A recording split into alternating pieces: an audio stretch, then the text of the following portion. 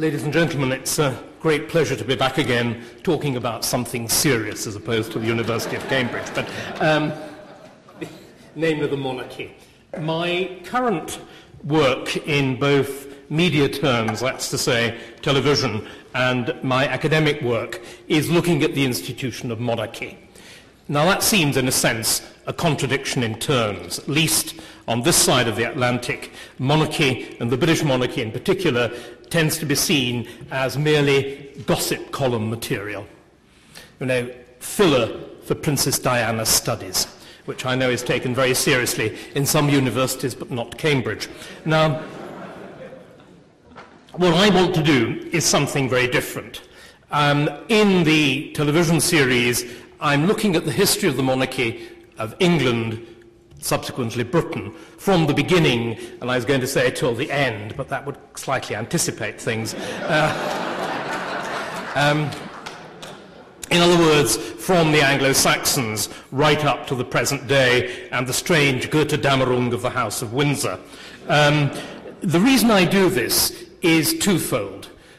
Particularly, the monarchy is the only English institution which is actually continuous, with the possible exception of the Church of England.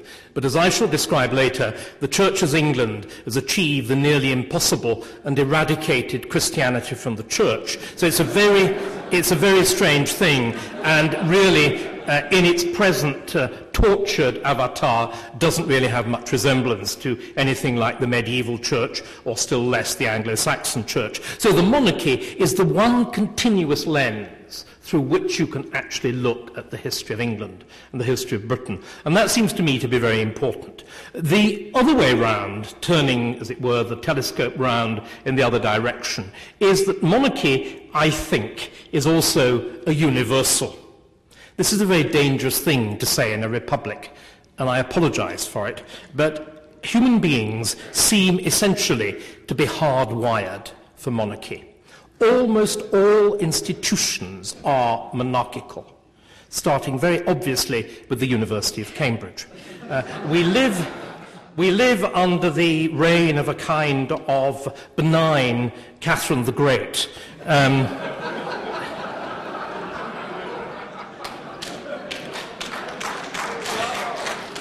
True enlightened despotism. It hasn't yet turned into despotism modified by riot or by epigram or all the sorts of things that it was in the 18th century. But Alison, beware, we are a rebellious lot. But it extends much further than that. If one looks, for example, at America, what you have is a monarchy, full stop. You have an elective monarchy, but then so does the Roman Catholic Church. And the Roman Catholic Church, to say nothing of America, is the world's only surviving, genuine, absolute monarchy, in which whatever a pope, in whatever condition of physical health, gets up and thinks his doctrine is doctrine, if you're foolish enough to believe him. So, now, the American presidency is a more complex animal. I always used to say, when I was trying to explain the American Constitution to my students, and incidentally, the monarchy is not the only borrowing.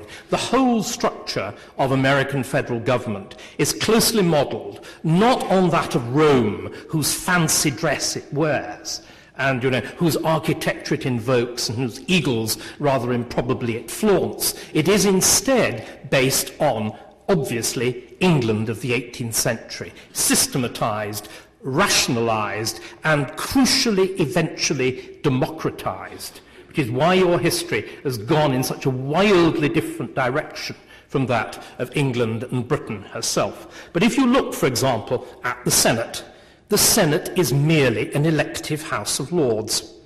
To begin with, you were indirectly elected. Remember, the Constitution Amendment providing for direct election to the Senate is only post-First World War. But if you actually look at the senators, each one of them rejoices in a quasi-noble status, 2 per state, the kind of Duke of Minnesota, or, the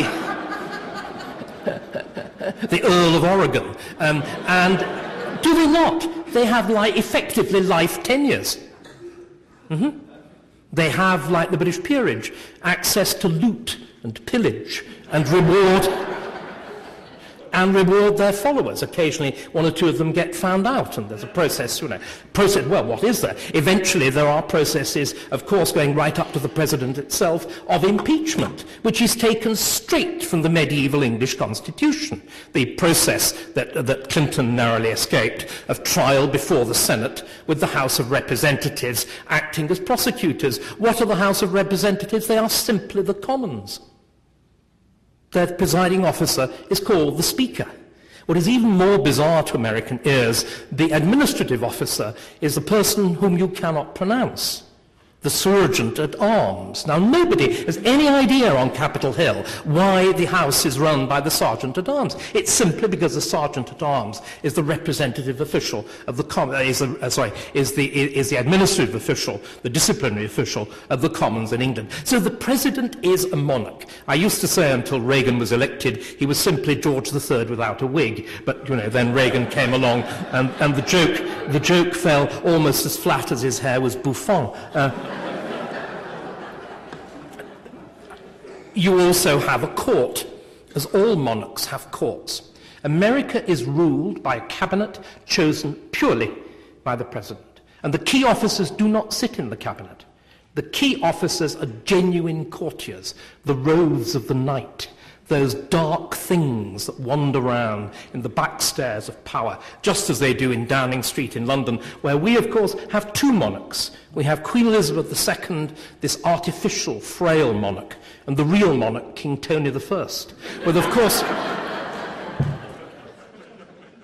and much darker creatures of the night, like Mandelson and Alistair Campbell, who would do credit to the Thomas Cromwells, to the thugs of the late Middle Ages, and exercise power in that same dark, concealed fashion. And of course, these elective monarchs have consorts. We have Queen Cherie. The last time she appeared in public in Britain, her dress was described, because it's now the material of not simply couturiers, but serious political analysis. Her dress at this evening reception was described as a striking confection off the shoulders, without sleeves, worn with long bejewelled gloves, with a tight high bodice to flared skirt, and the whole modelled on the costume of ladies of the French aristocracy in the 18th century. Nobody, of course, had explained to her what happened to the French aristocracy in the 18th century, but still you get the idea. So monarchy is, in other words, what I'm trying to say, monarchy is a universal. It's something that's serious. It's there. Virtually every organisation, be it a state, be it a company, be it a university, be it a school, is run essentially monarchically. And one of the reasons we so misunderstand our politics is that we take seriously the decent veil of constitutionality that hangs over this brute fact. So the study of monarchy, which has been completely neglected academically, is one that is really seriously worth making. It's worth making even if you're looking in terms, for example, of business history. Business history has, of course, a very brief life. The continuous documentation of the corporation is less than 100 years old. The documentation of monarchy, which I would argue is a strictly analogous form of government, is about 2,000 years old. And if you look at some of the older monarchies, like Pharaonic Egypt, stretches way, way back. It would be worth the analysis of power, power control, power distribution, power replication, looking at this much broader pattern.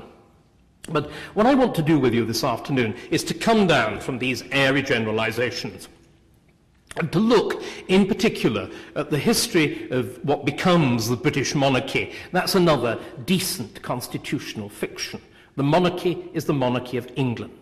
The ordinal numbers of sovereigns are the ordinal numbers of the sovereigns of England. For example, when Queen Elizabeth II succeeded in 1952, there was the most terrific hoo-ah in Scotland, because there'd never been a Queen Elizabeth I of Scotland. So pillar boxes were blown up because E2 appeared on them, which Scots didn't recognise. The coronation is the English coronation. The oaths are the English oaths. The relationship with Parliament is the relationship with the English Parliament. So the lineage then is this very, very long lineage. But what I want to do is to look at it at exactly the moment when all the conventional textbooks tell you it becomes unimportant. I am a great believer that you stand things on their head. That one of the key things in academic study is to look at things hard and to try shaking them around a bit and looking at them from odd perspectives, taking nothing for granted. And this applies just as much in art subjects as in the natural sciences. So what I really want to do is, rather than having some complacent analysis of the residual constitutional importance of the British monarchy, which I would argue is negligible, none of any significance whatever, I want instead to look at why we still have a monarchy. Why the thing survives at all. Because, of course, Britain, in the last century or so, the last 100 and 120 years, since the 1880s, 1890s, has undergone, arguably, the most radical social transformation in Europe. It has certainly undergone a quite extraordinary process of social transformation. So why has the monarchy survived at all? To put the question the other way round, what does it actually do? Many people have asked, few have answered. You will this afternoon hear, as it were, something unique. You will hear an attempt at giving a serious answer to that question. Now, the issue of survival of the monarchy loomed very, very large in the minds of those advising the sovereign in the last 2 decades of Victoria's reign. In the 19th century. Traditional accounts of British history, of course, stress Victoria's popularity. They stress the sort of middle-class nature of the monarchy of Victoria and Albert, its respectability, and so on. They gloss over completely the fact that the high watermark of English republicanism is the 1870s, when you actually had at least one overt republican sitting in the cabinet. Something never repeated in the 20th century. And the advisors of Victoria were desperately concerned that her invisibility, her withdrawal from public view, to say nothing of gossip, which turns out almost certainly to be true about her relationship with John Brown, was besmirching the public reputation of the monarchy. And a group of people arise. I've talked about these dark figures at court, backstairs intriguers, but intriguers for once with intelligence, arise who recognize that the monarchy is in danger in the late 18th century, in the late 19th century, the late 1800s. It is at risk. And what they do is to come up with a quite extraordinary series of reinventions. We talked this morning about the University of Cambridge and transformation and change and how change happens as one looks at very big causes and very small causes. Now, obviously, the background to the changes, the background to the at-risk nature of the monarchy in the late 19th century was the fundamental shift in British politics which follows 1867, the Second Reform Act, and the beginning of mass democracy, a popularly elected House of Commons, rather than a selection process within the political elite, which America, of course, with its voting turnout dropping towards the 50%, is rapidly replicating. You know, the elite simply squabbles amongst itself, leaving the poor and dispossessed outside, exactly as the unreformed House of Commons did in Britain. But anyway, all that aside. But the great threat to the monarchy is the advent of genuine popular rule. Because the monarchy is the aristocratic institution par excellence. And what you're doing throughout the 19th century is shifting away from narrowly aristocratic government. How is monarchy actually to survive this change? Well, the answer is it's got to adapt. It's got to change. It itself has got to transform. But how on earth do you have the paradox of a democratic monarchy? It is an extraordinary paradox. And yet Britain, England, is the first country to bring about this formula with extraordinary success, which is why the monarchy, despite the disasters, the mishandlings, the folly of the last 30 years, is still there. Let's look A, at how the process is conceived, and B, at how it's done, and C, who did it. The key figure, as I said, one of these creatures of the night, is an extraordinary man called Reginald Brett, Viscount Esher. Esher's entry in DNB is quite astonishing. It lists all the offices that he refused, beginning with the Viceroy of India, the Secretary of State for War, the position of effective Chief of the General Staff. It's a staggering list. He was the supreme operator, but he preferred the dark. Esher is very unusual for other reasons. He is, of course, an Etonian. Very strange creature, kings and whatever. He's also half French. His mother is French, which makes him even stranger. And in the world of late Victorian England, he is bisexual, with an extraordinary penchant for Eton sixth formers, including allegedly his own second son, with whom he was passionately in love. All of this in Victorian England. These separate lives, these parallel lives. So he is a man peculiarly aware of the theatre of human existence. His entire life is theatre, is a show, is a performance, like monarchy itself. And he is brilliant at handling this. He is, in fact, seriously interested in the theatre, and he is an aficionado of the stage door, actors, actresses, whatever. We needn't investigate too much. But he's also widely read, highly literate, and deeply aware of French history. And he knows they're about to celebrate the 100th anniversary of the French Revolution. Only, whatever it is, 2 years, 1889, will be the 100th anniversary, 2 years after Victoria's Golden Jubilee, when she actually celebrates her anniversary of coming to the throne. He is determined that England will not have a French Revolution, that there will not be tumbrils in England. Now, you may think I exaggerate. Read his papers. This is the concern. It is, how do you dam what he sees as an irresistible tide? Remember, we think of democracy as a nice word. Actually, many of the world's nastiest regimes have been democracies. In other words, what we like is liberal democracy.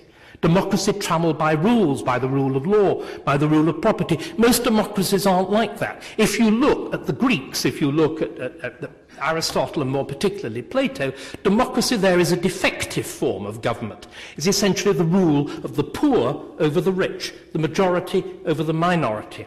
And Esher is determined, as somebody who is rich, the minority, powerful, not to suffer. And the key role of monarchy is going to be the management of the process of transformation from an aristocratic society to a democratic society. That's the polite way of looking at it. It could also be argued it is about the subversion of democracy, the management of democracy, the substitution, if you like, to go back to the Greeks again, of Plato's cave, of satisfying pretty pictures which keep the common people happy. If you like, monarchy is the opium of British democracy. So, let's look at how Esher goes about doing this. I've already mentioned the key events. The key events are the celebrations of Victoria's accession, the Golden Jubilee of 1887, the Diamond Jubilee of 1897. These are stage managed by Esher like an impresario. They are planned, they are designed, they have a purpose, they have scripts, they have rehearsals. But the key thing about them is they are utterly different from preceding royal ceremony. I mentioned England being aristocratic. You all in this room, most of you, the overwhelming majority of you, having spent time at Cambridge, are actually familiar, though you don't know it, with what aristocratic ceremony looks like. It's just like academic ceremony. It's shambolic. I don't know what your degree day was like. My degree day, the only memory that I have of when I took my BA is the fact, and this of course was a male vice-chancellor, it wouldn't possibly happen with Alison, but my only memory is the size of the hole in the vice-chancellor's sock. It was rather ill-washed, matted grey wool with this sort of, bluish-white flesh protruding through his... His name was Grave. It was very appropriate. I mean, it was... nicknamed Taphos for all the classicists here. Anyway, that's, in other words, a mess. You look at typical processions to high table, gowns that are mildew, that are tattered, that are worn conspicuously off the shoulder, gowns worn over leather jackets, over denim, over everything that's not appropriate. Isn't it true? Right. Now, aristocratic ceremony is just like that, because it's carried out within a group who know, right? It's carried out amongst the cognoscenti. And the archetypical example of aristocratic ceremony, and the last undiluted example of it, was Victoria's own coronation, the thing which was being celebrated in 1837. It's very, very extraordinary. The ceremony, after all, lasts at least 3 hours. It involves complex movements by elderly gentlemen wearing long robes. And they did it without any rehearsal. The Archbishop of Canterbury, who was as blind as a bat, forgot his spectacles and started off with the prayer book upside down. He then continued to what was one of the most sacred moments of the coronation, where the coronation ring is placed on the Queen's 4th finger. He did manage to see the hand, he got the right finger, he had the ring in the other hand, and he started to put it on. Then he encountered resistance, and with this blind and stupid obstinance, he continued pushing.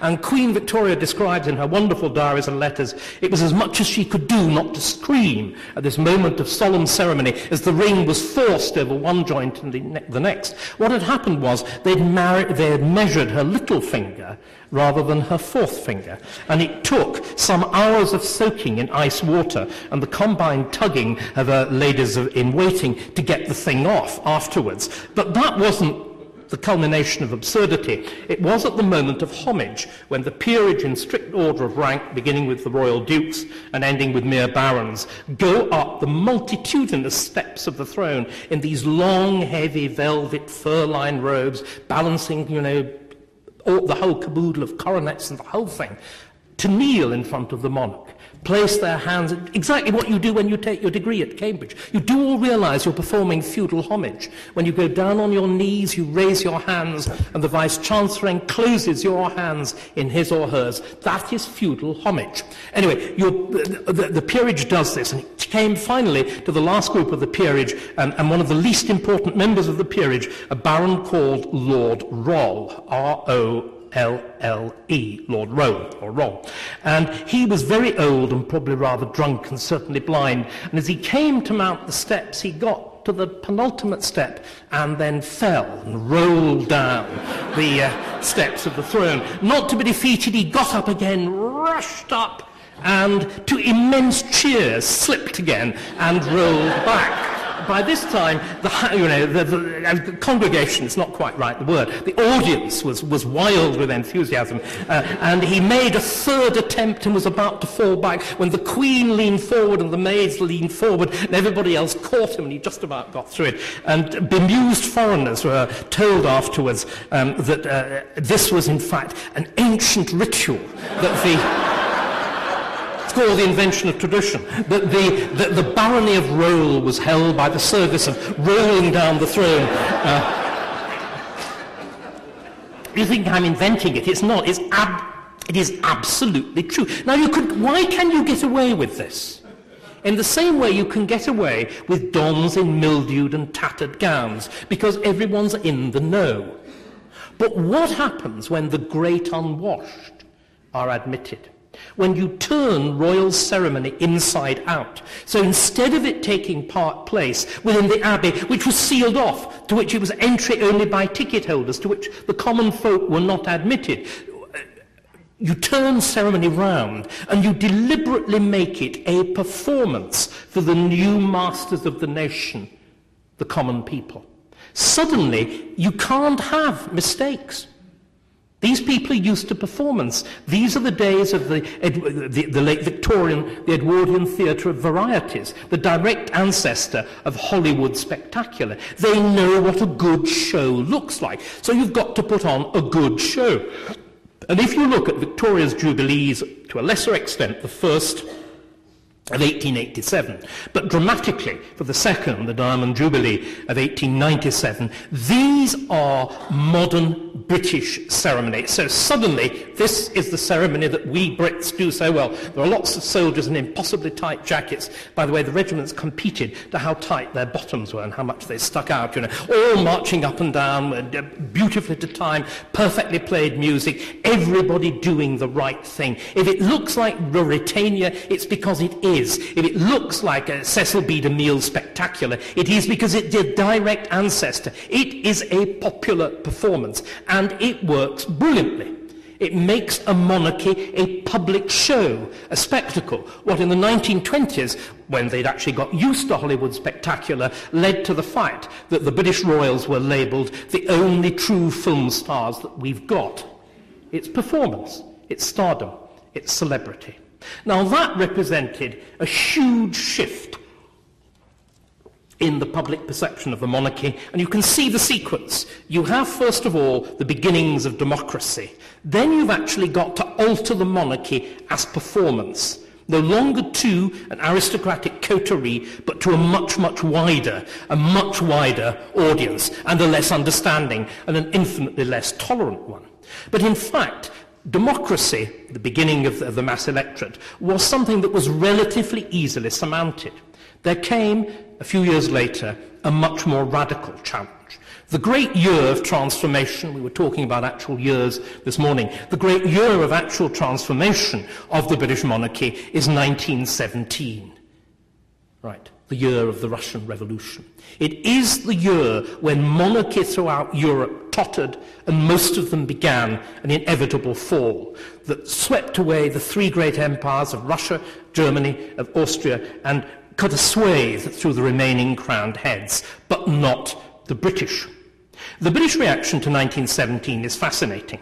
The first thing is that it was the king, not the radical liberal Prime Minister Lloyd George, who refused the Tsar and his family refuge in Britain. That despite the fact that they were his first cousins. Because George, exactly like Isha, was terrified of revolution. Terrified at this time, not of democracy, but actual red revolution. There are repeated mutinies, most of them relatively minor in the army, some very significant in the navy at this time. There is, of course, a huge war being fought with gigantic casualties. The monarchy is frightened.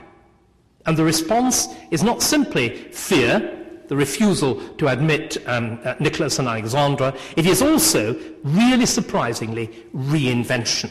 Now, George V is the least likely candidate for thinking new thoughts you could imagine. Ladies and gentlemen, he collected stamps. Now, of all forms of human activity, philately seems to me to hit the absolute basement. If there are any philatelists in this room, cover yourselves in shame, go out your collections and give the proceeds to Cambridge,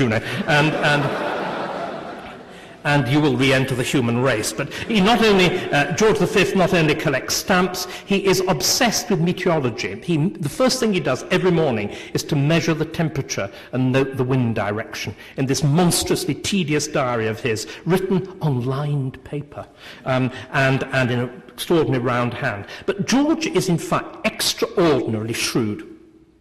Not clever, but shrewd. And he realizes the two things that have to be done. The first is, of course, that as part of this transformation, we haven't yet quite had to go so far at Cambridge, you change the name. If anything, the name of the Royal House of Britain at this point was something like Saxe-Coburg-Gotha, which is kind of inconvenient if you're fighting the Germans.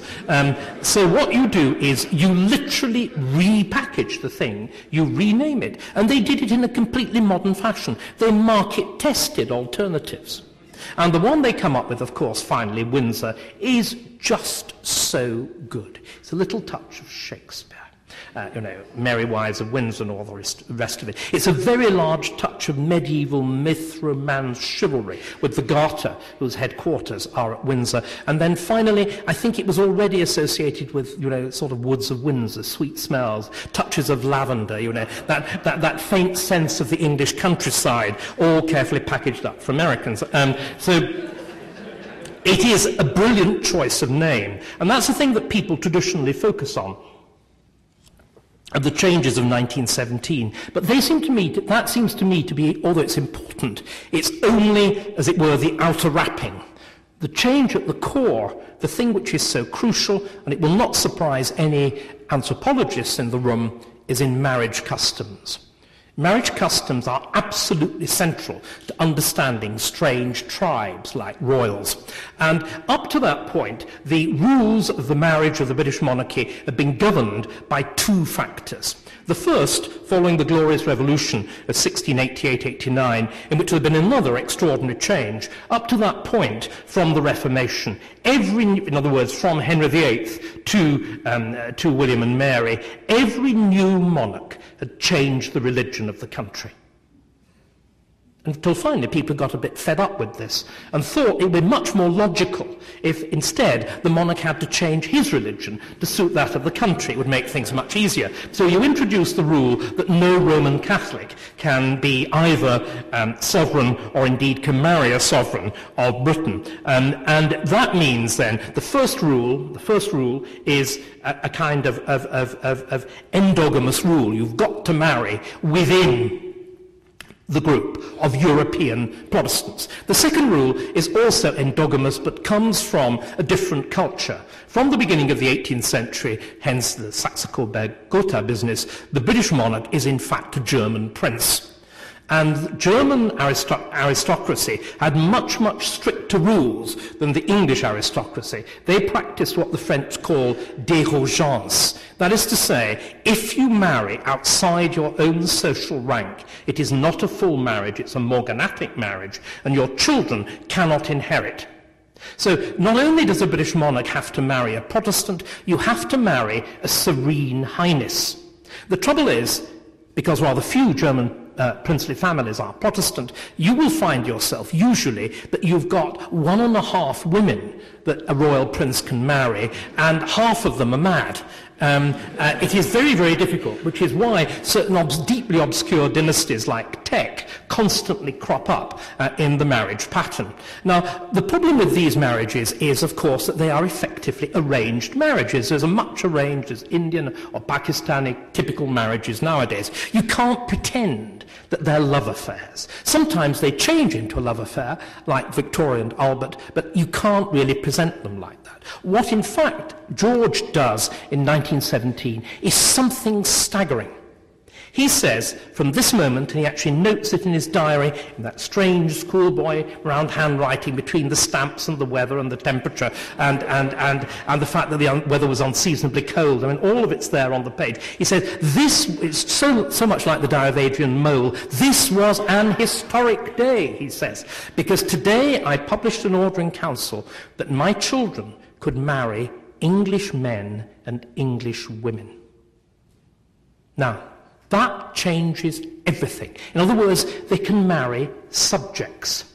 They can meet people in reasonably natural social intercourse in the London scene and fall in love with them and marry them. And they do just that. And the most important of these marriages, which takes place within the following 5 years, is the marriage of the king's second son, the future George VI, to the future Elizabeth Bowes-Lyon, Queen Elizabeth, the Queen Mother. And that wedding is presented just like Diana's.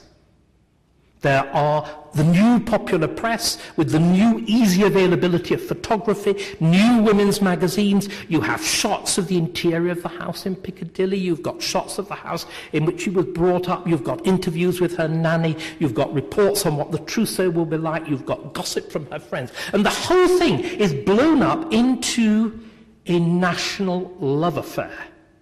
And this also has the other crucial effect. It transforms the monarchy from this rather remote institution into an object of popular fascination, especially, it has to be said, with women. And also, it means that the royal family becomes the key thing.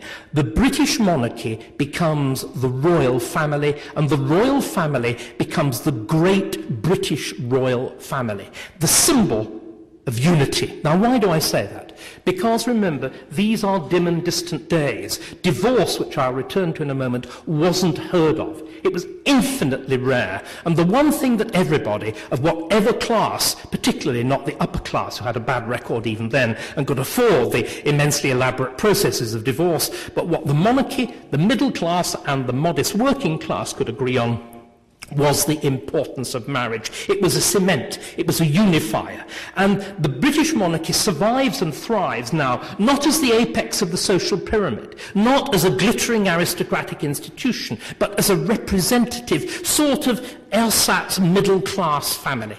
It is brilliant. It's also achieved at quite enormous cost. It's achieved at the enormous cost of the suppression of the movement for divorce law reform. There is a completely new history of 20th century England to be written in terms of resistance to divorce law reform. The necessity for divorce law reform was recognised right at the beginning of the 20th century by the Liberal government, and you set up a divorce law commission which was blocked. And you'll all be pleased to know that the blocking was done by Oxford.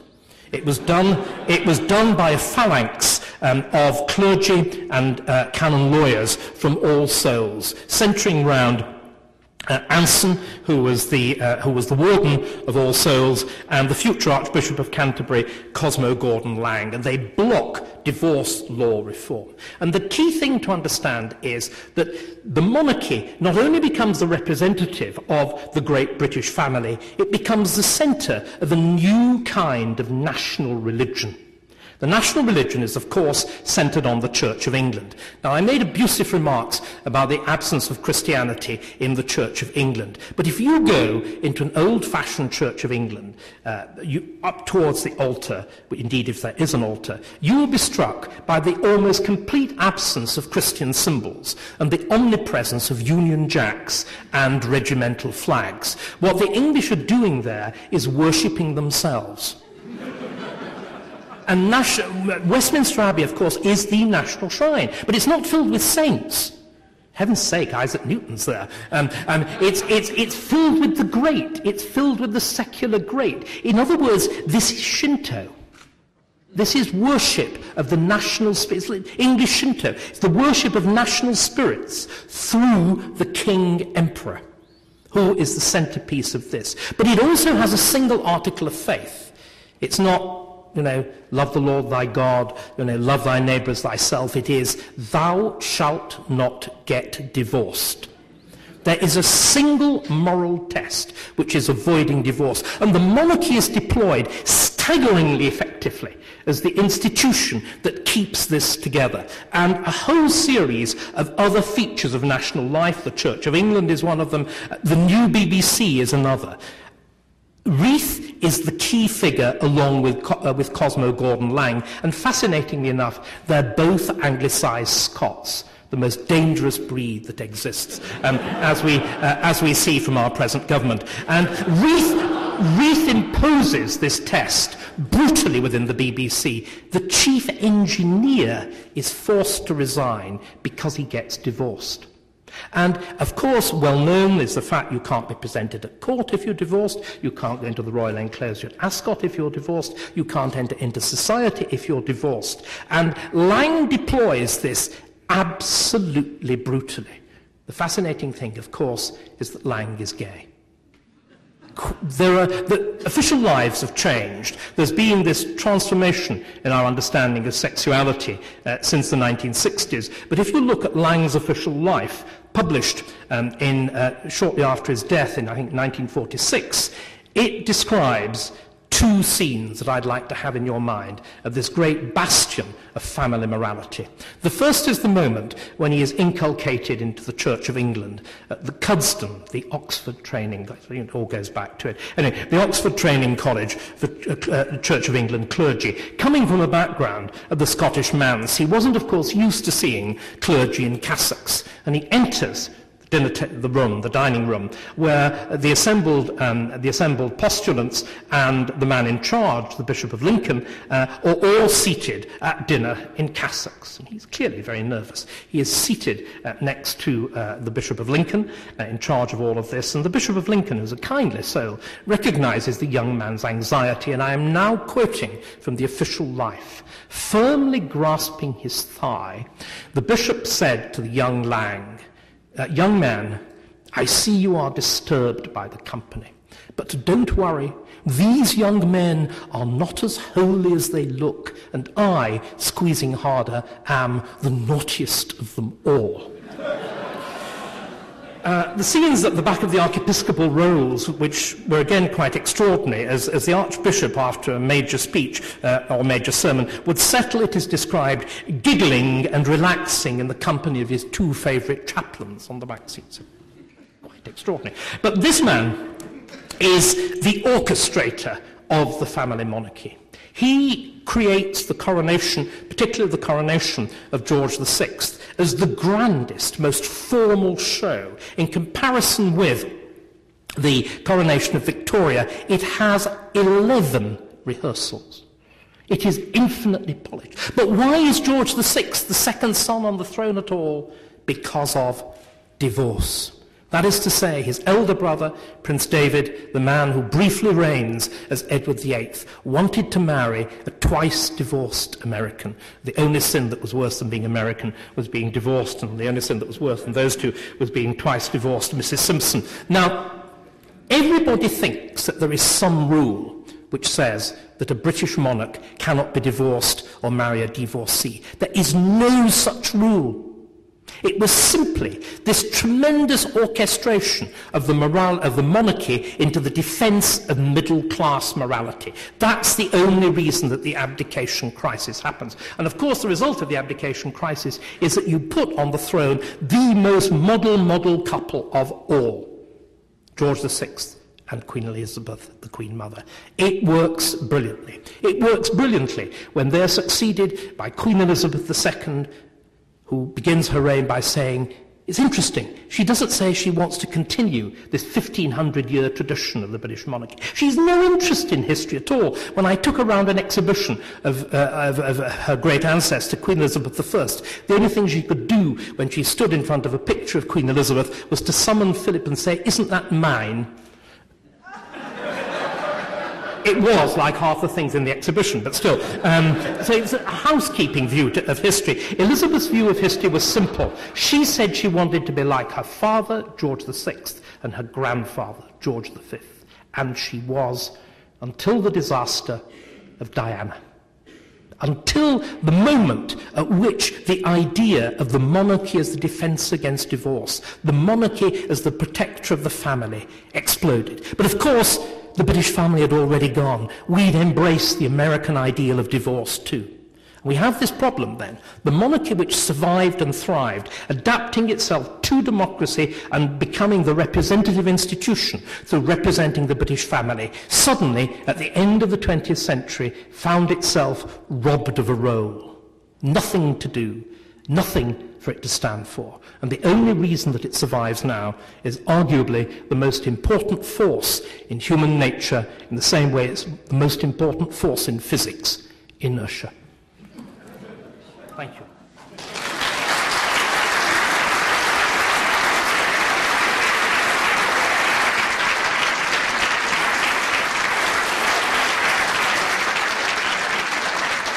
Ladies and gentlemen, thank you very much. We have about 10 minutes for questions. If you'd wait, and we have microphones available. If those with microphones could stand up or come forward. Oh, there are the microphones at the side there, are they? If you could come to the microphones that are on either side of the auditorium there and ask your question, and then everybody will be able to hear it. First question, please. Stunned silence, right.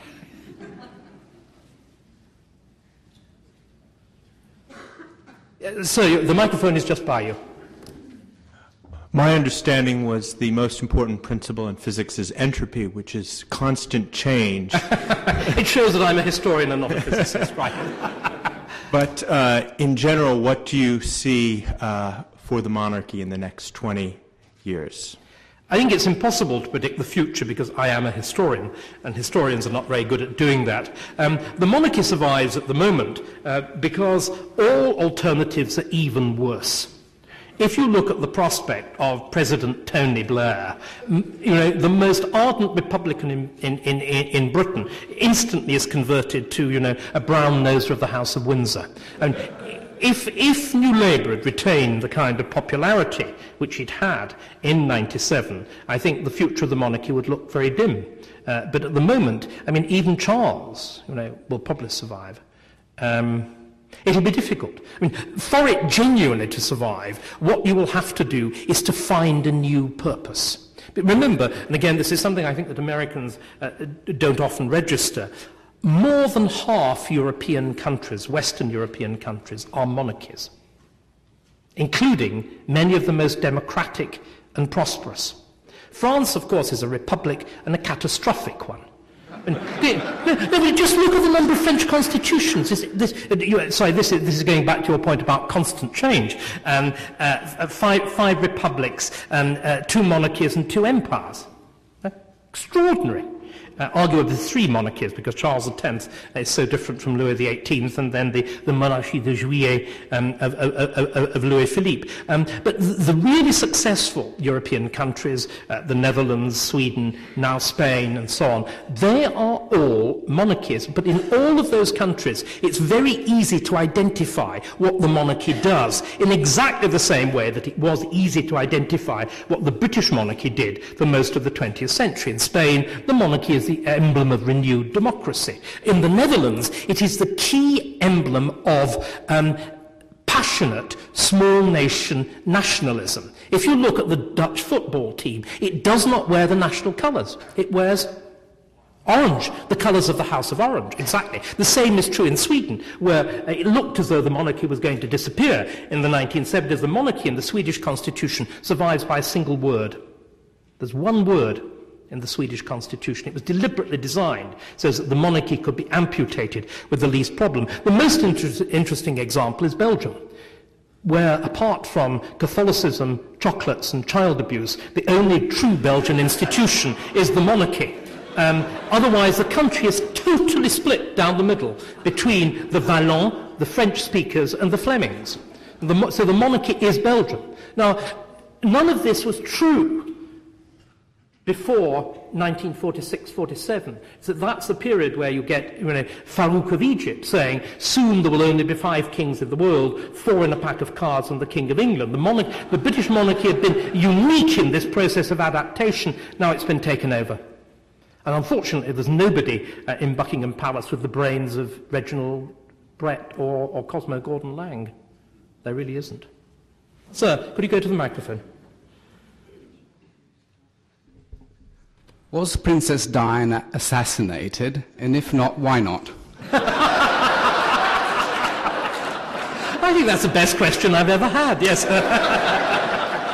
Shall we just applaud?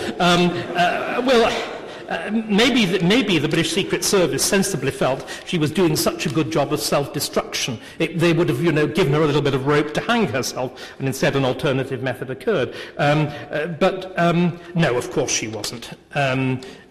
The thing is, like so many historical events, what you see is what you get.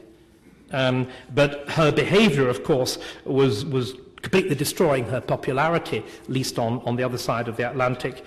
The extraordinary affair with Al-Fayed's son and so on. The increasing erraticness of her general behaviour. No, there was no need. There was no need. In fact, if she hadn't died, can you imagine Princess Diana 45 and showing the signs of substance abuse, which is undoubtedly what we would have seen? She wouldn't have been a pretty sight. So she has a great... Dying young is a huge advantage. It's a really smart career move. It doesn't begin with James Dean. The one of Henry VIII's queens who is most successful is Jane Seymour. She does what none of the others were able to do. She produces a son, and then she dies 13 days later. And, at which point she becomes the perfect wife. If you look in... No, seriously, look in the Victorian novel. The good wife is the dead wife. You know, you go to heaven, you wear white, your husband and children pray to you every night, and you can never put your foot wrong. So Diana, it was a very smart career move. Really smart career move. She probably planned it. That's right. But seriously, Diana is again a phenomenon that really is worth taking seriously. Not in the kind of neo-feminist approaches of many American historians. It's what happens when modern celebrity and monarchy collide with each other. There's always been an element of celebrity in monarchy. You know, going right back to, we talked a little bit about it this morning, Erasmus's reaction to Henry VIII. He describes him in recognizable terms of celebrity. Henry VIII himself, as I hope to show in my new biography published by HarperCollins in 2009, at some vast cost, I trust, Henry himself is obsessed with the idea of fame.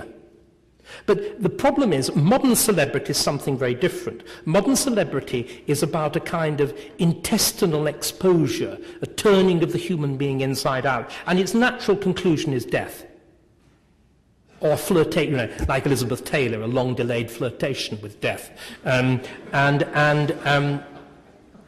It's very sick.